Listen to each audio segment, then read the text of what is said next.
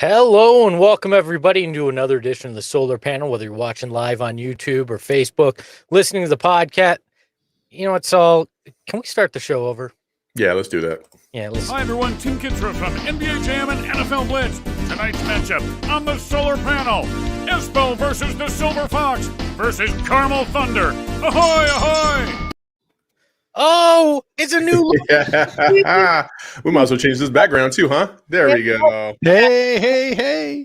You guys thought we were just screwing around or messing up. No, welcome into the Solar Panel. Whether you're watching us on YouTube, listening to us on the podcast, however you're getting us, we appreciate you, the Flaming Ballers, for joining us on the show. I'm your host, Greg Esposito. Ahoy, hoy. Alongside me, as always, is the Silver Fox, Dave King. Dave, how are you? Oh, I'm doing pretty good, even though you put Dick Van Arsdale next to me as What's wrong with Dickie Van Arsdale, huh? We thought old, Dick white, awesome, and have been watching the sun since the 60s. That's Dave. And below me, as always, the Carmel Thunder from down under. It is Saul Bookman. Saul, how are you, my friend? Awesome. You can also find me at LinkedIn, apparently, right here. I sent you the new that's one. Cool. I don't have the new one, so it's in hit your me up on email. LinkedIn if you need a job, or or if you have a job. Saul is looking for a new podcast. There it is, right to there. join. LinkedIn. You can find him on right LinkedIn. There, right there. There you go. The Saul is the underscore is there because the Saul is ashamed of the bookman when they're looking for jobs. It's the top half is wearing a suit jacket, the bottom half is wearing surfer shorts. So that's what you get when you come to the This Sun is actually Solar true. Panel. Very, very true. A big thank you to That's Tim everybody. Kittro, the voice of NBA Jam, for doing our new voiceover. You saw That's it in awesome. the new intro. We will be rocking that each week. Thank you to Tom O'Grady, the man who actually created the Suns Sunburst logo and jerseys in the 90s. He and his company created our new logo, so glad to have that. It is part of Suns heritage, Tom is, and it's nice to have him do something that is so very cool. Espo, are you actually like the new age Benjamin Button? Because you got all these. I mean, it just seems like you have more connections to old timey things than I do.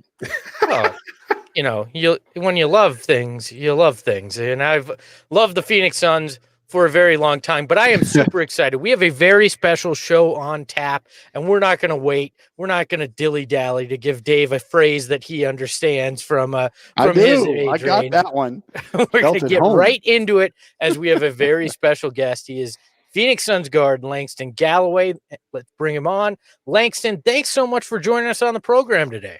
All right, glad to be on. Thank you guys for having me. Hey, it's Greg along with Dave and Saul here. And, want to just start off right away and ask you, what does it feel like to get in the zone? Because you've had a few moments this season where you just can't miss, and I can only imagine what it's like to be in that range. No, I think that for the most part, when you're in a zone, it's just all about being able to just kind of feel your shots, feel possessions go by, and it's kind of just like taking one step at a time, not really overlooking each possession, but just like, taking a possession and really just taking it all in one step at a time. And it's hard to talk about, because when you're in a zone, you don't really know that you're in a zone. If you kind of understand that, it's just like, it just happens. And then it's just like a culmination of all the hard work and all the dedication and sacrifice that you put in, and it just comes together at one moment. And it could be for a whole game, or whatever extent that you're in the game. Or that 17 point second quarter against Detroit, right? Sorry, guys. Go ahead. I'm sorry, Langston. When you're in the zone, isn't there like maybe a shot that you hit that you were like, oh, I probably shouldn't have hit that shot, that tells you like, oh, this might be one of those nights? I mean, you definitely get those moments where it's like one that might bounce in, or maybe it might be a weird angle. Just like, man, I hit that shot. Okay, well, maybe it might be a good night. Or maybe it might be a layup. I've hit a couple like layups that have been like, man, I didn't even think I could make that layup, and it's like, all right, I think it's gonna be a good night. You had that 17 point second quarter against Detroit earlier this year, and your shot release on the catch. How long did it take you to get to the point where you can get that shot off so quickly? I think it's been I'd probably say about 3 or 4 years now that I've been working on just perfecting my shot. And I think that I give a lot of credit to, I was working with Drew Hanley at the time, and he helped me with just speeding up my release from the standpoint of, I had like a little hesitation at the bottom of my shot. So I was like, well, let me try to find a way to get that out. And it wasn't nothing like major that I did, but just something where I could release it a little earlier to let the ball get a little bit more flight, and just give it a chance. And once I did that, I mean, I've just kind of taken it to a whole nother level and trying to do different drills, do different things to just speed it up. And it's all about feel now. I mean, I really don't I don't really hold follow throughs or anything like that, but I know like, hey, look, this is good. Once I release it, like it's gone. I know it's good. Langston, in the offseason, you got the opportunity to choose where you wanted to play. You chose Phoenix in the end. Did you ever imagine when you decided to become a Sun that at the AllStar break you'd be sitting with the second best record in the league when you looked at what you were joining? I never assumed that. I just wanted to be a part of a team that I felt like was on the uprise and had the opportunity to make the playoffs. And that's what all I kept thinking was, hey, if I can get on a team that's going to the playoffs, or I might have opportunity to get to the playoffs, I can help myself going forward, get an opportunity to, once we got to the playoffs, hey, really showcase my skills. So it's really been a phenomenal journey so far. And it's like, you take the season in parts. It's like, hey, look, you try to have a great first part of the season. And then once you get to the second part, it's like, oh, it's a whole new season. So you have to kind of refresh, revamp, and you know that, hey, look, the teams are going to come after you even harder because they know that, hey, look, you're the top dog now, so teams are going to try to knock you off every single night. Hey, tell us about, take us inside the free agent period. When you were going through that, it was such a quick free agent period in November. Everybody had to choose teams and it seemed like 5 minutes. Tell us how it came about that you picked the Suns, who called you, and what was your thought process? Yeah, no, I mean, I talked to all the teams, but I had an opportunity to like kind of pick, and that's what I was like really hoping it was going to come down to. Like, hey, look, I had a couple of choices that I could make, and just a situation that would give me opportunity to, maybe get time on the floor, or maybe just get that, like I said, the opportunity to play in the playoffs. And when the Suns called and I got a chance to talk to them, I was like, hey, look, this might be the perfect opportunity, knowing that CP had just came here. They already had D-Book and DeAndre Ayton. So they had a real great core so far. And, being a veteran now in the NBA, I thought it was a great opportunity for me to go to a great situation. But like you said, the free agent period was like, it was so fast because you kind of had the draft, and then 2 nights later, then free agency started.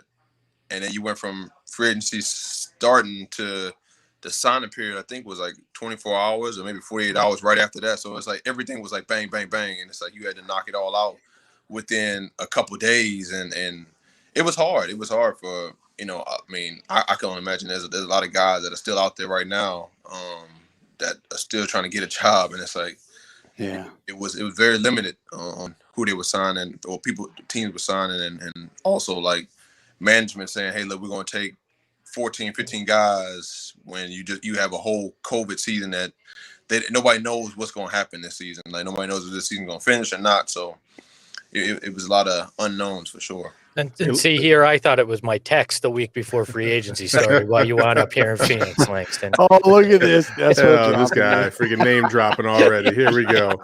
Hey, Langston. I was just trying to ask him, of course. That's all I was worried about. We got you covered. You know that. Langston, you're a big time sneakerhead, and one of the questions in the chat is, what is your favorite pair that you own, and what is your favorite pair of Jordans? Yeah, so my favorite of all time is the Jordan 13 He Got Games. That's like my favorite of all time when I was a kid. Long story about it, but that's like kind of like the story, the shoe that started my whole collection. But I mean, there's a few that I would say that are huge in my collection. I mean, I have a pair of Kobe. I want to say that Kobe 9s that got signed by Kobe in the last game we played against them out there in Staples. So that's probably like my biggest like prized possession, knowing that everything that happened. So it's definitely one that commemorates that. But then also too, I have another pair of these. I guess you could say like Steve Nash's, but they're like some old school Steve Nash's that I collected over time. Some PE. So I mean, I'm a big like PE guy and sample guy. So I've got every general release that you can kind of think of. So now I'm like, all right, I got to get all the exclusive pairs now, so that way, it can kind of define my own collection. Well, Langston, it's been kind of a weird season in terms of rotations and everything. Minutes have vacillated for you. How do you stay prepared knowing that at any minute your number can get called with Monty Williams? How does that process work, and how does Monty keep you mentally ready to come in a game at any point? I think for the most part, everybody looks at me as being professional and being able to be ready at all times. But for me, the biggest thing is just working on my game every single day. Whether that's me playing in the game or not, I try to come early to the arena and try to get a lot of shots up, work on things that I normally don't work on. So I might try to get up maybe 250 to 500 makes before the game even starts. So I'll get there. I mean, if the game's at 7, I'll probably get there around 3 o'clock and just get a whole bunch of shots up before the game and try to just like I said, mentally stay prepared, knowing that I've got my work in, and say, hey, look, if everything goes well, I get in the game, I'm ready. But if not, hey, look, I'll be ready for the next game or practice tomorrow to get back in the lab and work on it some more. What kind of notice do you get? Do you get any kind of indication before the games whether you're going to be in that rotation? Because you are obviously you're sharing minutes with Etuan and Javon and Abdul and all that. And do you get any indication before the game starts as to whether this will be your night? Normally not so much. You just kind of just go in the game just with the unknown. And like I said, I've been in this game a long time, and I know that you just got to be ready. You just got to be ready because you just don't know. Like anything can happen pre-game, during the game. Like anything can happen. So you just got to be ready and just know that, hey, look, when your number is called, it's showtime. Langston, you launched a new series called Kicking It with LG. Why don't you tell us about how that started and how excited you are about that? Yeah, the Suns gave me the opportunity to kind of start my own multimedia series, and I was very excited because I knew that this would give me my own platform to kind of talk about, the behind the scenes that most fans don't even get an opportunity to talk about with the players, and also too me being interested in broadcasting and just always trying to keep whatever I want to do off the court in rotation. I'm always just working on new things, working on just adding different just opportunities that might come about. And I think that anytime you want us to replace Dave, you're always welcome. So look, I'll step aside happily if we can get you on this show. Yeah, sure. I mean, it's a great opportunity just to, get behind the camera and be able to come up with my own questions and be able to kind of just let the players have their own voice and let them just grow and showcase who they are to the fans. So Langston, if you and Devin Booker in a 3-point shooting contest in practice, who's going to win that one? I mean, it's going to be a lot of. I'm going to say myself. He's going to say himself. I mean, it's it's up to you. That's for sure. I mean, hey, look, hey, I'm always going to be confident in myself, knowing what I do, and all the hard work I put in. So, always going to be me. Hey, can we talk for a second about the difference between 3-point shooting in practice like that, having contests with the fellas, or in a 3-point contest, and then actually in games? What is can you just take us through as a player, because most of us haven't played the game at your level, obviously at your level. What's the big difference in being able to make shots in a game at a high level like you can? The biggest thing from practice to game is practice is one thing. Like you might have guys maybe going half speed, or maybe they might not be as locked in, or the moment might not be as big because, you know, the fans and you have situational shots and all that. But then when you go to a game situation, it could be you haven't touched the ball for a whole quarter, or or it could be late game and you know, team needs a shot or they run a play for you. Like it's a whole bunch of different situations that might come about. So you do have those situations in practice when coach he draws up a play, like we're playing against the other team, or other penny team or whatever, and he's like, hey, look, we need a bucket right here, and draw up a play. So that's kind of similar, but it's just something different when the lights come on and hey, look, this is go time for real. Well, we have a pretty cool Dave, you got a pretty cool stat, yeah? I do. Dave, stat me. Sorry, I'm the nerd on the show.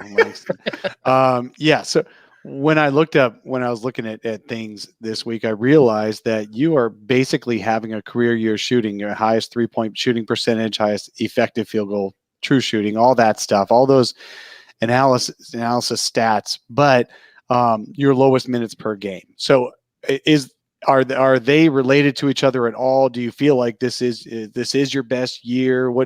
What's your take on that? No, I mean, all I can say is, oh, what's up, big boy? There we go. It's time for cartoons, Dad. But from the standpoint of just being efficient, like that's number one. Like as a basketball player, you want to be efficient, but then also too, you definitely want to just showcase when you're out there. And I can't control like the minutes and all that because that's not my field. But for me, you know, the minutes that I do get and making the most of that, I try to make the most of it. Well, Langston, we will let you get going and do the most important job that you have, being a dad there. We appreciate you taking the time. Enjoy your All-Star break, and thanks so much again, man. Thank you, guys. Appreciate it. Yep. That is Suns guard Langston Galloway joining us on the program. Make sure to check out his Suns.com and the Suns social channels. He is one of the more interesting guys I've had the opportunity to meet. We didn't get a chance to get into it because he had to go, obviously, but he's a vegan. He's studying to become a trainer as well after the game, after he's done with the game, just so in part so he can understand his body better while he's training now, but also so he can help kids and young players after the game as well, which is really cool to me that he has the foresight to do that. He spent time during the pandemic studying for that and is studying his nutrition as well. I think it's just he's just a cool guy in general, and very nice of him to take a few minutes out of his All-Star break to join us this early on a Saturday, especially at 8 a.m. on a Saturday. Dude, wow. that's boss. That is just so dope. I mean, that's why he was so revered as a great teammate and a great person before he even got here. I know, Espo, you've had a relationship with him in the past. Him, Etuan Moore, like the guys on this team, I think if you look down at their core, are a vast difference from what it used to be, 5 years ago, 4 years ago, 3 years ago, even all the way up to the Trevor Ariza stuff where you're like, Trevor Ariza is actually a good guy. If you don't know the stuff that he does in the community, especially in the Los Angeles area, he does a lot of great stuff, but his tenure here was just awful. And this is such a drastic difference from that. And I really couldn't be happier for really the fans, because the fans want to buy into teams. They want to buy into these guys. They want to buy into them as human beings in addition to the players. And it's so easy to do that when you have guys like Langston Galloway in the fold. Well, and I think that speaks to James Jones' process here and what he was looking to build and the foundation that he's talked about.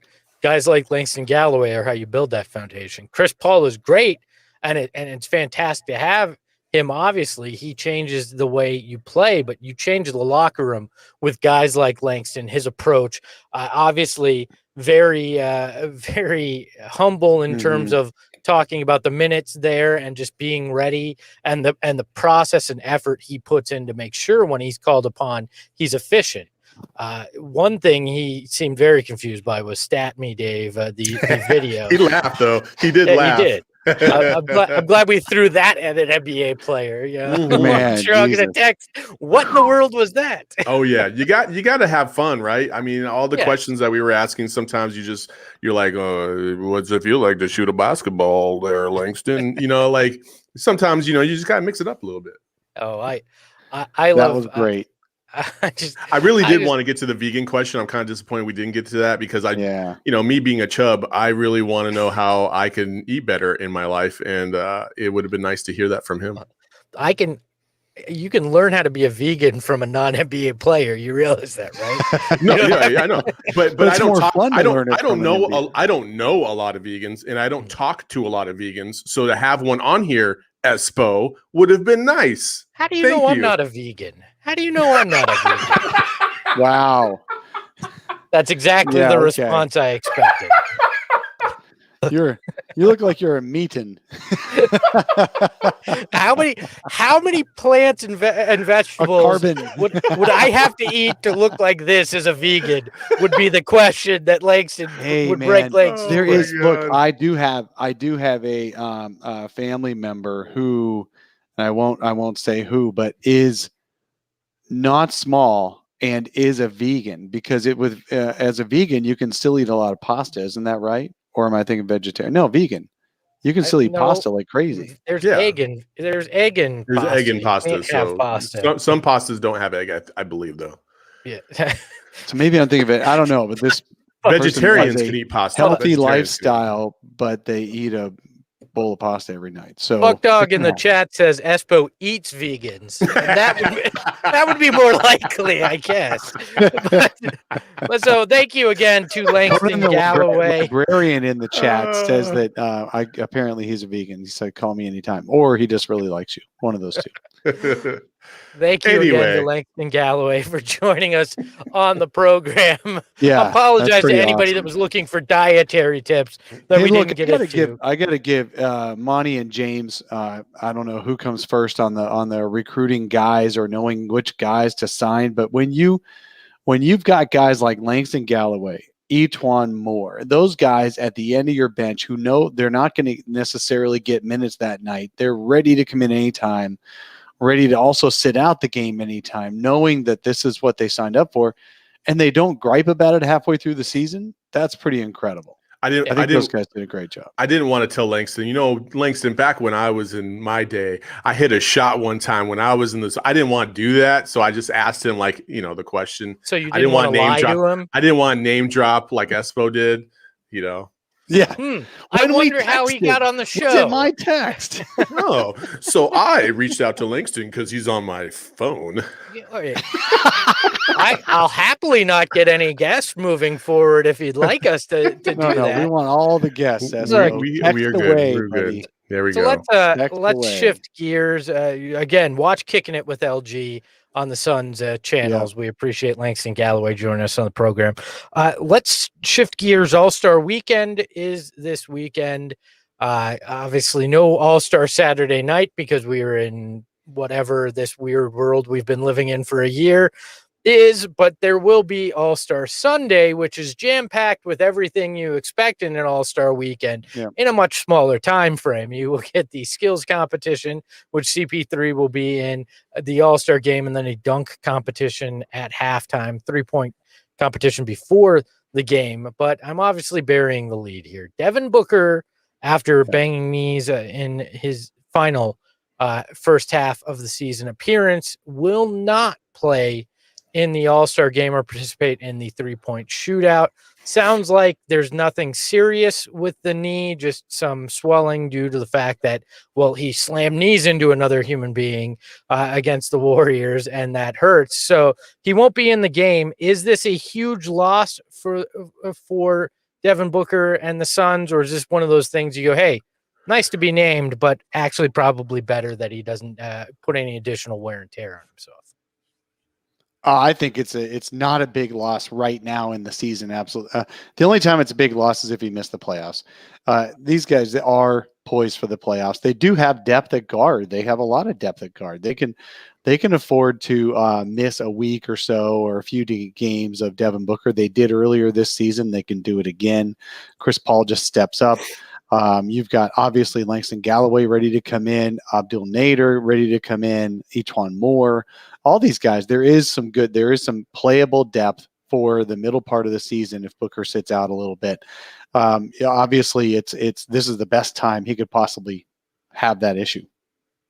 No, I agree. I don't care about the All-Star game. It says 2-time All-Star on his bio now. That's all that matters. Move along and end a discussion. Yeah, and most people aren't going to remember.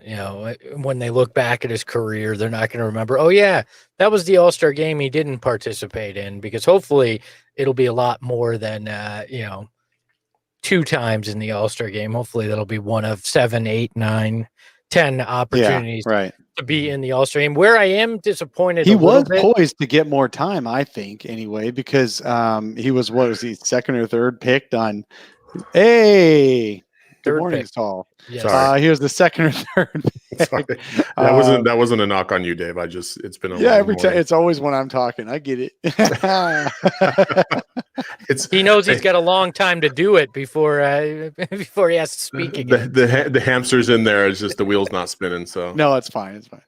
The one thing I'm actually disappointed in is that he won't participate in the 3-point shootout, because I wanted to see what probably would have been him and Steph in the finals.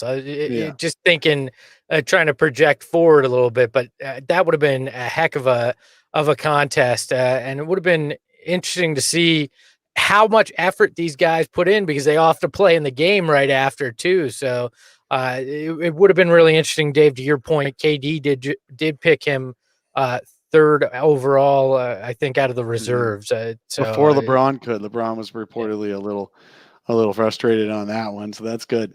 Well, I mean, and there was a lot of good talent still on the board when Devin Booker went off. So there's obviously, a lot of respect.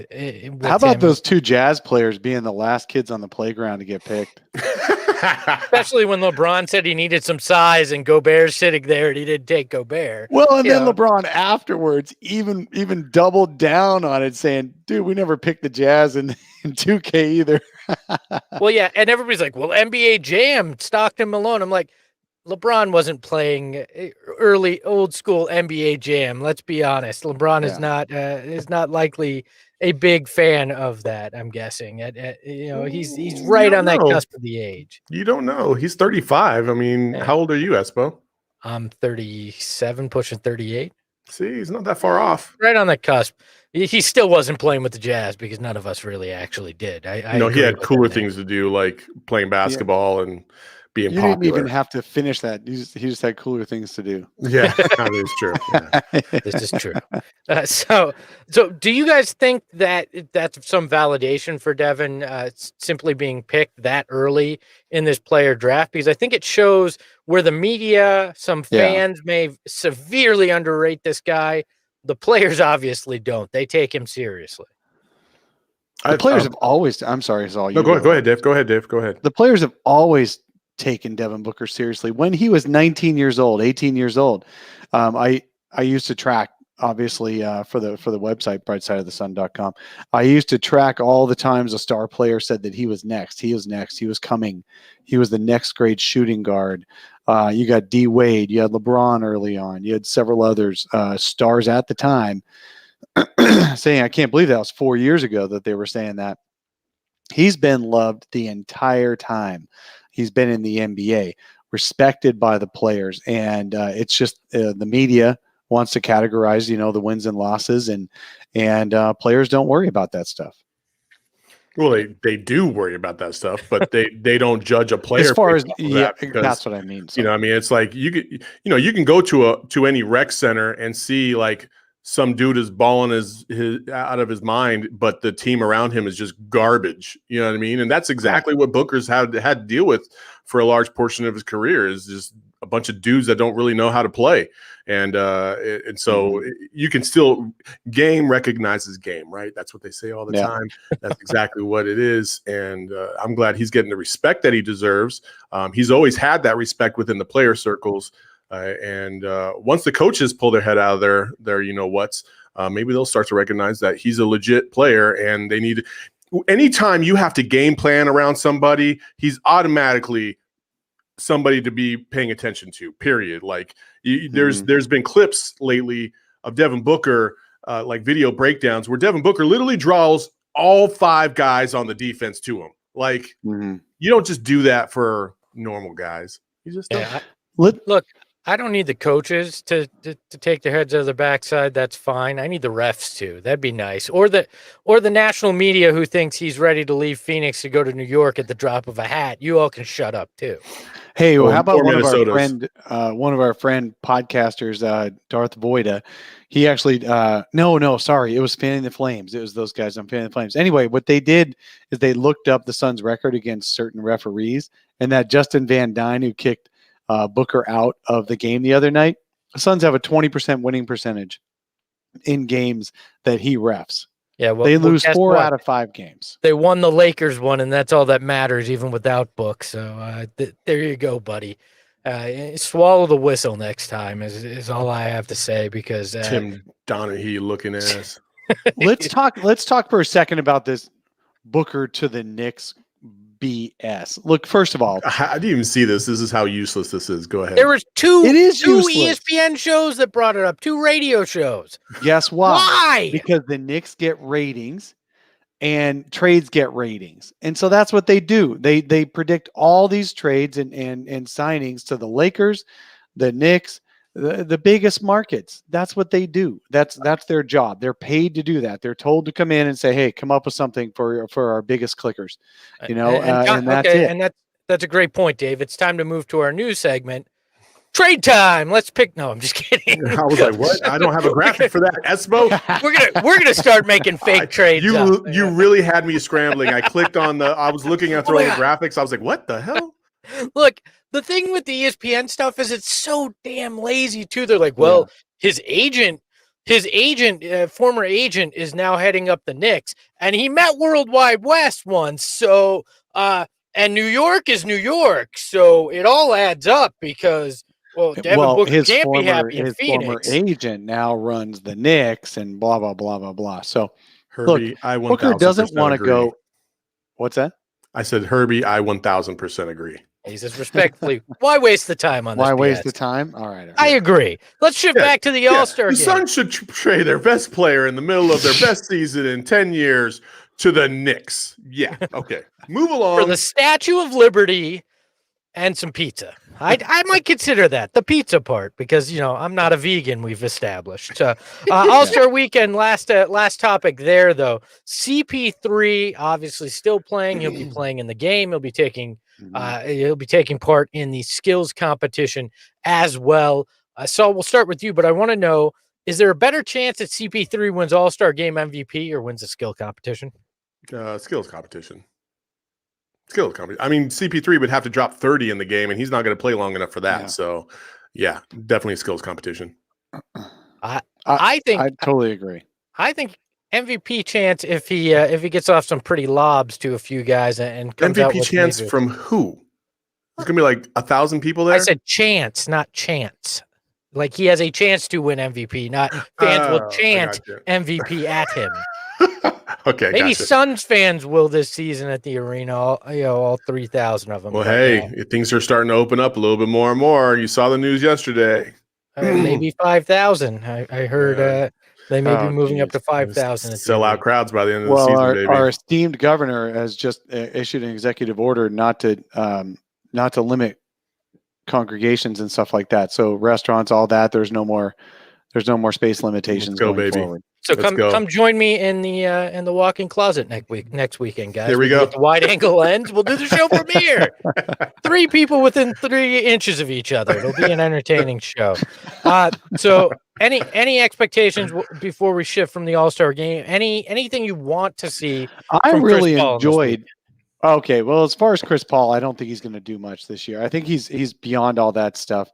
He just wants to win games. He wants to get that playoff problem off his back and actually do better. And that's great for the Suns. I don't think he cares about the All-Star game in the game. But as far as the All-Star game, well, I'm looking forward to watching the end of that because I love that Elam ending.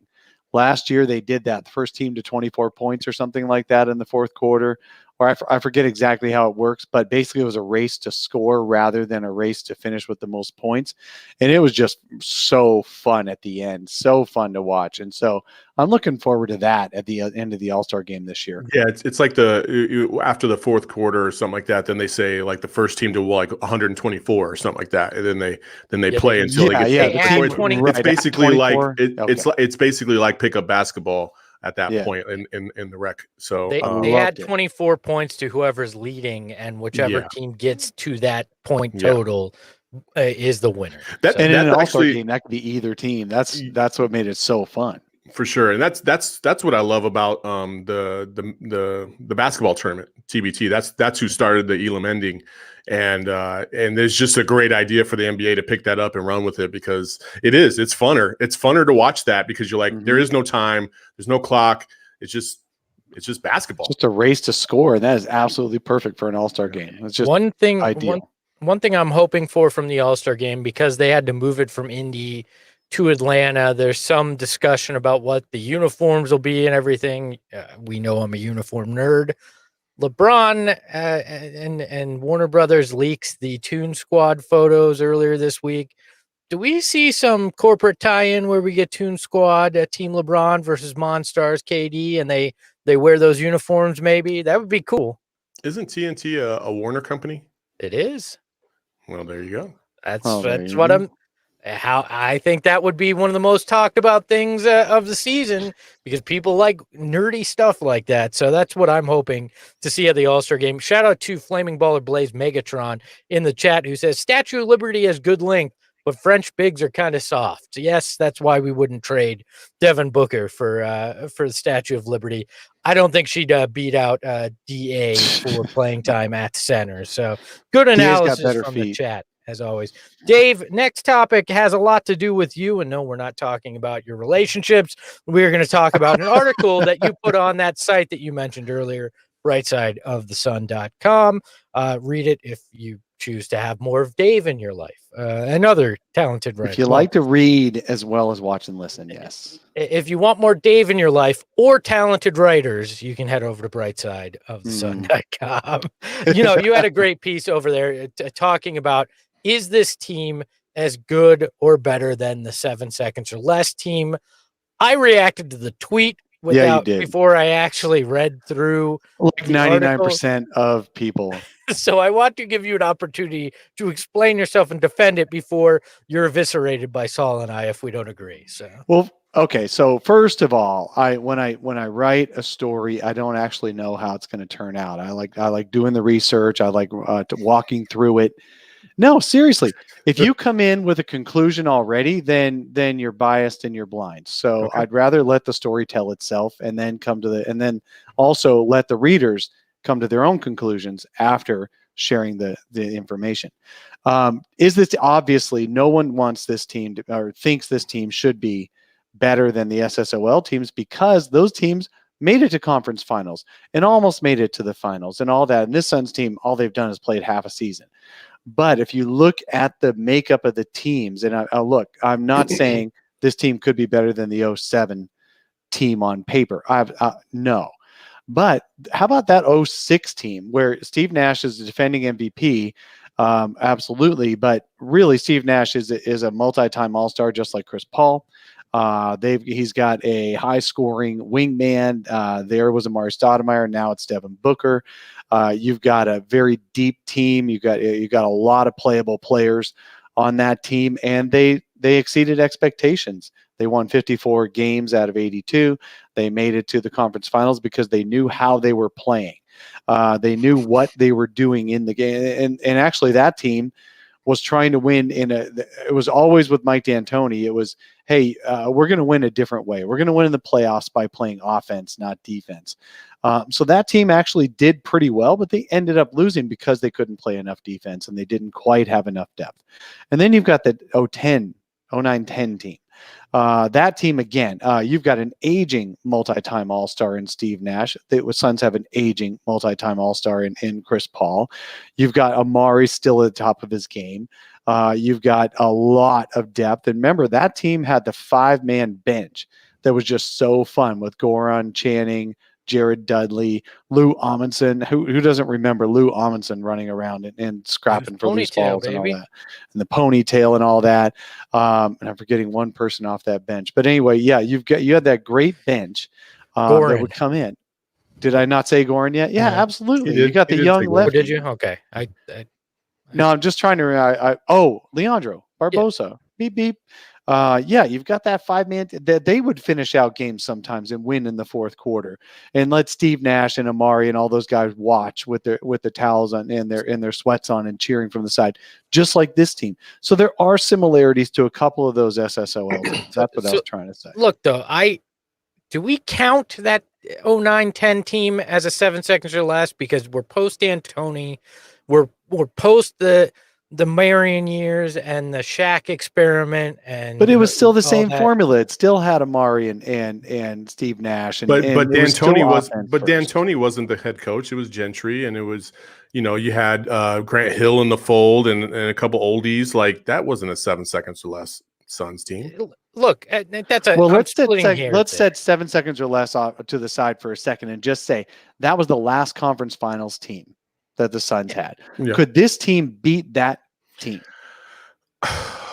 Ooh. Yes, because there's In more a star series, power, not on just and- a given night, but in a series. and more guys in their prime. Plus, the thing with this, and this is the one point that I think your argument holds weight when it comes to 7 seconds or less, and this 09-10 team is this team is built defensively. This team is built to play half court and slower pace this year. And that's what wins in the playoffs. And none of those 7 seconds or less teams, including the 09-10 team, were built in that way. So that's why I think this year's team definitely could beat 09-10 and could give in a playoff series, give those 7 seconds or less teams some fits. But if we're looking at as a whole, which I know this wasn't really the construct of the article, but if you look at it as a whole, I don't know that that this team is better than those 62 win teams, those teams that push the pace, those teams that help change basketball in that way. They're not. 05 would have been. I'm sorry, Saul. Go. No, go ahead. I was just saying 05 would have won by 10 or 20 over this team in this, on any given night. And certainly the 07 team was better, I think. I was just really focusing on the 6 and 10 teams. Yeah, I mean, the 05 teams, I wouldn't say wipe the floor, but it wouldn't be close, in my opinion. Yeah. They just had too much firepower all over the court, and depth. And I know this team has depth, but they don't have the quality depth that team had. You don't have Leandro Barbosa, who's a walking bucket, who can slash to the hole, coming off the bench. not that level of scoring on this team. So I know defensively they would have been able to, hold their own for a little while. But I mean, if you just go matchups alone, I'm sorry. I love them. I love some DA. But man, I know people in the chat are talking about DA would be too physical for Amari. Amari was no slouch, and he was too fast. Right now, he would be too fast. I'm sorry, he just wouldn't. And go ahead. The only place Ayton would beat Amari is on the boards. That's the only place. I think he out rebound Amari, but Amari basically turns Ayton into Olowokandi on the defensive end. He puts him on a poster. I don't know. I think sometimes, shot, yes. Look. If you're talking about 2 or 3 dunks in the game, sure. I think Amari would do a poster on Ayton once or twice in the game. But Ayton is so good at verticality, so good at holding his Amari's toughest defender, what I remember is Amari's toughest defender was Tim Duncan. Tim Duncan would stay on his feet, would extend his arms, would stay vertical, and Amari couldn't power through him. DA gets a lot of crap rightly for not being physical into going into guys, but man, does he hold his ground against dudes who are trying to muscle him. And the guys who can get fouls on DA are the ones who can do 2 or 3 different moves before they actually go up for the shot. DA holds his own on a couple of pump fakes, and so Amari would posterize, but DA would get just as many stops. It's an interesting thought experiment. We'll obviously never know, but you could play it out a little bit in 2K, but that doesn't even really tell you either. My thing is when you get down to brass tacks, Joe Johnson to me is the difference maker in this whole scenario, because at every other position, I feel like you have a pretty good matchup. You know, you got Mikal Bridges and Sean Marion, and then you have maybe, you have Steve Nash and CP3, Amari and Aiden. I like Joe Johnson against Devin Booker. That's just me. Maybe that's just hate fire right there. What? Joe was nasty. So is Book. Yeah, but Joe could, okay. The last 2 minutes, those two guys are trading daggers. Like that would be. I like my chances with Joe. Okay, you can nothing wrong with that. I mean, I'm not saying something outlandish. Got to remember, Suns Joe fell flat on his face and broke it, literally, not figuratively. So. That doesn't mean he couldn't play ball. Damn. No, Joe was incredible. Joe would have been that mismatch for sure. That's why I don't think the 05 team. I don't think this current team could be the 05 team in a real series if everybody was healthy. I'll give you an unpopular opinion. Sean Marion destroys Mikal Bridges in that matchup. Oh yeah, destroys. Oh yeah. I don't know about destroys, but I do think he wins that matchup fairly easily. So, well, the great thing about Mikal and put some Sean respect on Mikal, okay? You can't say destroys. Yeah. It's not Amari trying to dunk on Ayton or anything like that. They would just Mikal would have his game, Sean would have his game, and at the end, Sean would have a much bigger impact on it. That's just the way it is. They would cut each other constantly. Amari would, Sean Marion would definitely have a 20-10 game, maybe even a 30-20 game against these Suns. Did I swear? I didn't hear it, but I'm so used to the two of you swearing on this show now that it doesn't faze me at all. Herbie in the chat, our flaming baller, he says, swear jar, Saul. And I'm like, we'll have to do a playback. Did I curse? I didn't think I cursed. Okay. We will check the replay. The refs will be checking the replay. We'll be back. And Blaze Megatron is ready to get rid of me on the show, by the way, just because of my Joe Johnson take, I believe. Blaze, you are a smart man. You will be filling in for Saul next week. That's why we have his LinkedIn up there. If you're looking for a podcast host, check out Saul Bookman on LinkedIn. So it's a fun thought experiment. Highly recommend you head over to brightsideofthesun.com. Check out that article from Dave and all the other great writing. Maybe someday, Dave, I'll dust my writing hat off again and give you a piece. Yeah, maybe I will not. You should, Saul. It's been far too long. We take all good writing. And even my writing. So and that's why I would never write. I want to have a little fun here. Quick rapid fire, gentlemen. When I say rapid fire, that means quick answers. That means no dissertations. Quick answers for the both of you. Shit, I've only talked for about 2 minutes this whole show. What are you talking about? There's the swear jar. There you go, Herbie. Drop that in the swear jar. I don't know what you're talking about, Saul. Nobody's been talking over anybody or anything on this show. That doesn't happen. I definitely don't feel like I'm watching two guys on the porch talk back and forth at all.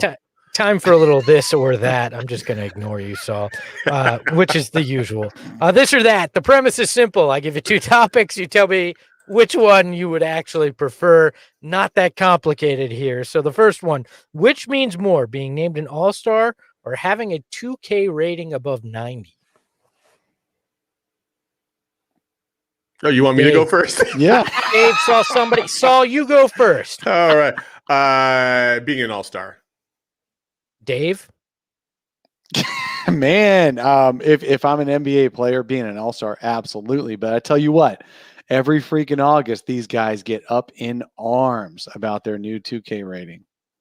I think 2K rating carries more clout with a younger generation than number of times you're an All-Star. And the reason we all see what just happened, right? Everybody see what just happened. Let's keep the answer short. It's this or that. And then these two, blah, blah, blah, blah, blah. I gave a short little answer, like, boom. Short is relative. And it's here relative. We go. See? Dave's answer you can't was even follow short your own rules. What are you talking about? Compared to everything else he said today. I'm providing some context here. The question was because Devin Booker and CP3 were moved up to 88 rankings in 2K21 this week, and it still seems like a travesty. So this or that, would you rather win the dunk contest or be on the winning team in the All-Star game? Dunk contest. Yeah. I agree. Dunk contest. Just All-Star weekend. Got to ask. Skills competition or 3-point competition? Which one would you rather hoist the trophy for? 3. I'll go 3-pointer. Yep, I'll go 3-point skills. comp. It shows you're all-around player. So I'll Yeah, go with okay. that. Should the Suns make a move or stand pat between now and the trade deadline? Ooh, gotta make a move. They need one more piece. One more piece. Not Blake Griffin. Don't worry. He's on his way to Brooklyn and not coming here where he has beef with CP3 and has dated Devin Booker's girlfriend. So, I think, gosh dang. Look, no middling guys, because you already got plenty of good players. You need either an all-star or you need this or that, Dave. Are you making a move or are you standing pat? Only big or only tiny. That's it. That's what she said. We move on to the next one, the final She one. never said the latter. This or that. Gray sweatpants or a sports car? Sports car. Ooh. Yeah, you can't get to the gray sweatpants unless you have the sports car, so I'll go sports car. You've turned me into a convert to the gray sweatpants, so I'm going gray sweatpants. That is this or that. Saw Bookman with the gray sweatpants tip earlier in the year, and it's paid off. So let's move into the best segment of the show. Are you guys expecting this year or? No. Oh, okay. No. All right. You said it paid off, so I was like, "Oh, hey, got one in the oven." That way, I'm married and I have a kid. That pays off. If you consider my little smart car, sports car, sure. My minivan. Let's move to the best segment of the show. No, not Saul's segment. It's Espo's big board. Yeah, that's right.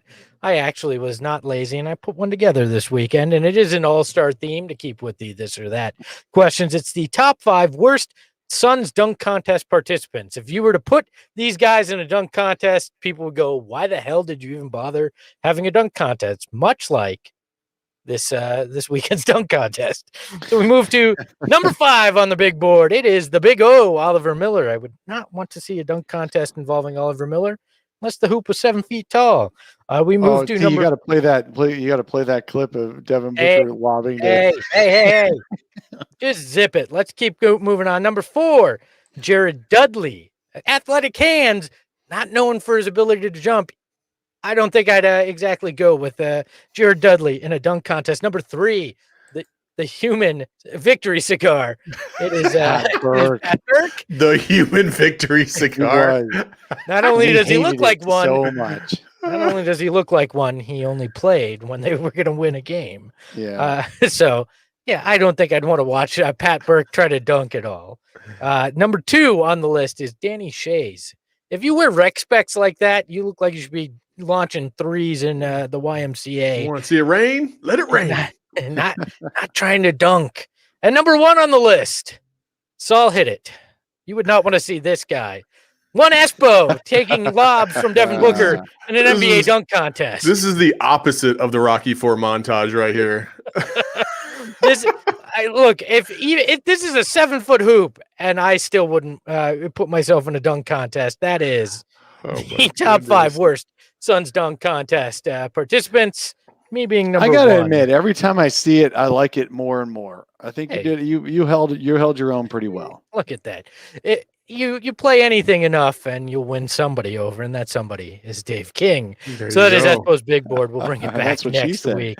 Nice job, Espo. Hey, by the way, so I do have a total obscurity this week. It's only one, but I figured since the Suns are hot, I wanted to know, what is the hottest place on the planet?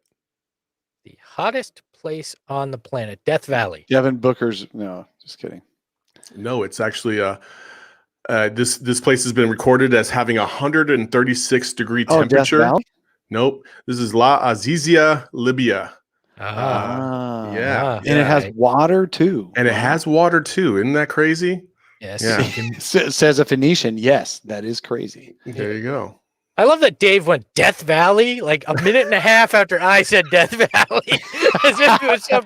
As if it was some. You said something? I wasn't listening to you. As if it was some epiphany. By the way, Blaze Megatron in the chat says Dan Shays gets burned a lot on this show.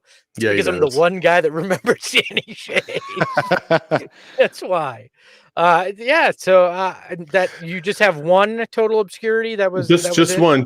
And mostly I want to take the rest of this time to congratulate you on finally watching some basketball movies like White Men Can't Jump and He Got Game.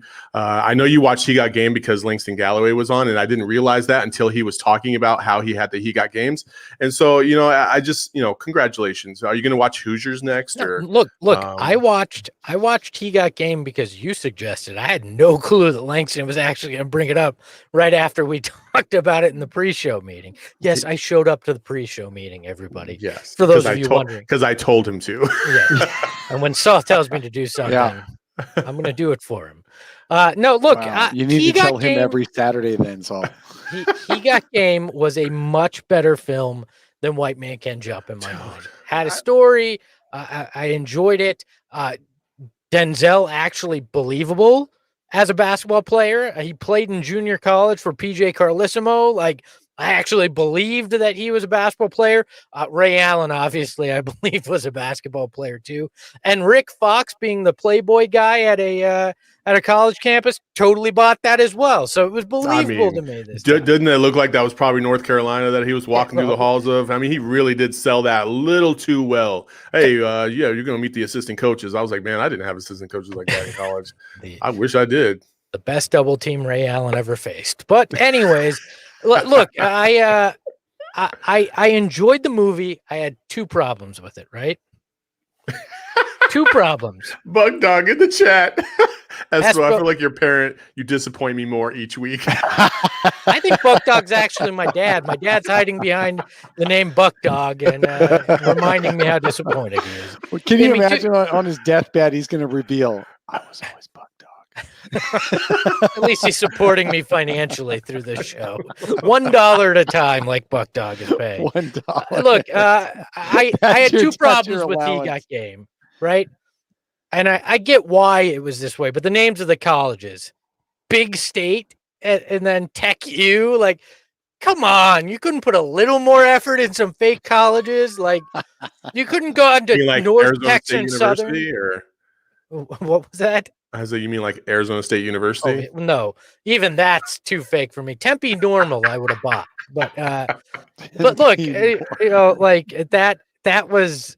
I don't know. That took me out of it a little bit. And then the very, very, very last scene. I don't even like. It left you speechless, clearly. I'm trying to be respectful to Spike because most of the movie, very good. That last scene, even though it was supposed to be like a metaphor, I guess, it was heavy-handed and very bizarre. So that is... Darth Vader said they should have named it Southampton Institute of Technology. Yeah, do the acronym there. I agree. At least the naming of the team. I'm a sucker for an accepted reference. Nice job, Darth. I did. Amazing how many cameos are in that movie.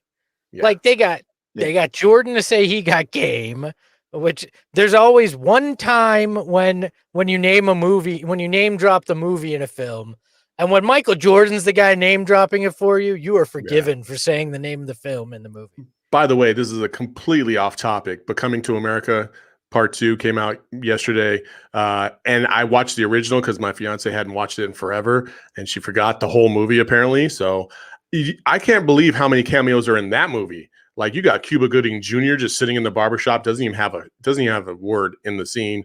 That's because he was just actually sitting there waiting for his hair to get cut. Samuel L. Jackson with his scene, like a lot of big time. The film for me. I have not had the opportunity. Are you talking the original or the sequel? Original, you jack? Okay, fine. I thought you were talking about who came back for the sequel. No. Okay. The original. Okay. I literally just said I had to watch the original because my fiance hadn't seen it. Okay. You should. That's almost offensive. You almost need to put some money in the swear jar just because I'm offended by that. If I Well, put look, money, man, if if I we're put gonna money start in a putting- jar every time I had a bad take, we'd have this thing fully funded. Like, I you know, know. we would. we'd also be bankrupt. This is true. Personally Look, bankrupt, but the show would be fully funded. Tra- So, Trading Places. You should go back and check that one because Trading Places was so good. it applies to the Top Shot market, I think, too. When you look at Yeah. investing and everything and futures, that's a fun one too.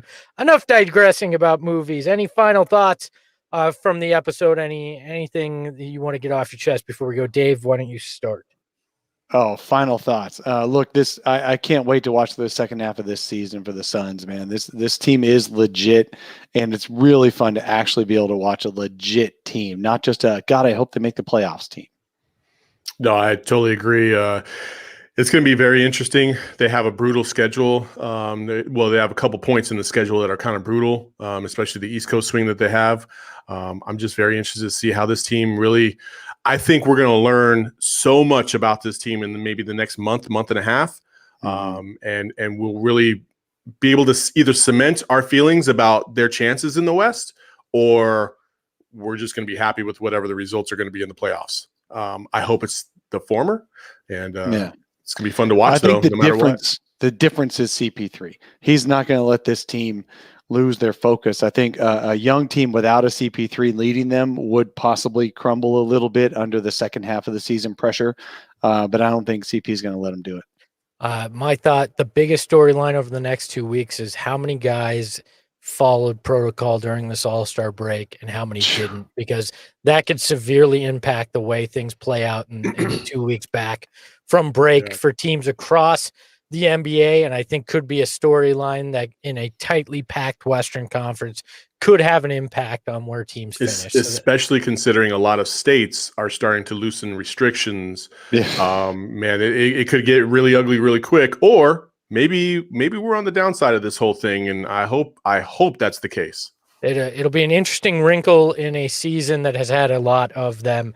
So that is our program. Special thanks to Langston Galloway for joining us. A reminder, check him out on the Suns multimedia channels, Kicking It with LG. Highly recommend the show. It is entertaining. For those who just joined the show, can we play the intro one more time? Just give them a taste of what the new brand looks like. That's right. Yeah. The new branding is hot, guys. Let's do it. Here we go. Let's start the show over again, gentlemen. Hi, everyone. Tim Kitzrow from NBA Jam and NFL Blitz. Tonight's matchup on the solar panel. Espo versus the Silver Fox versus Carmel Thunder. Ahoy, ahoy! I think that's pretty sweet. We actually have another drop, and I know we don't have it ready, but it's specifically for Dave, and we'll debut that next weekend. But I think you'll enjoy it, Dave. It's specifically for. Oh no, I don't think I will. If it's specifically for me, specifically for you, from Mr. Tim Kitzrow of NBA Jam. You should be honored that he did. Espo's editing that one. I will be. It'll be on the board. I'll play it multiple times every episode. So yes, thank you again to Langston Galloway. Thank you to Tim Kitzrow for the new voiceover, Tom O'Grady and the entire design team for the new logo. We really appreciate that. You can follow Dave at Dave King NBA. The NBA is there because he is an all-star in his own right. You've got Saul Bookman, Carmel Thunder from Down Under. You can find him on LinkedIn at Saul_Bookman.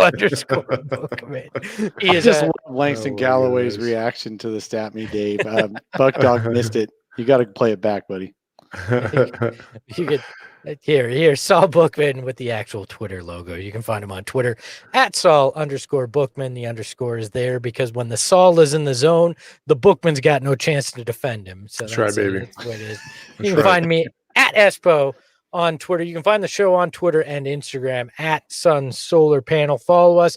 Give us a 5-star review if you're listening on the podcast, and click that join or subscribe button if you're watching us on YouTube. And until next time, thanks for watching. I'm Greg Esposito. Ahoy, hoy.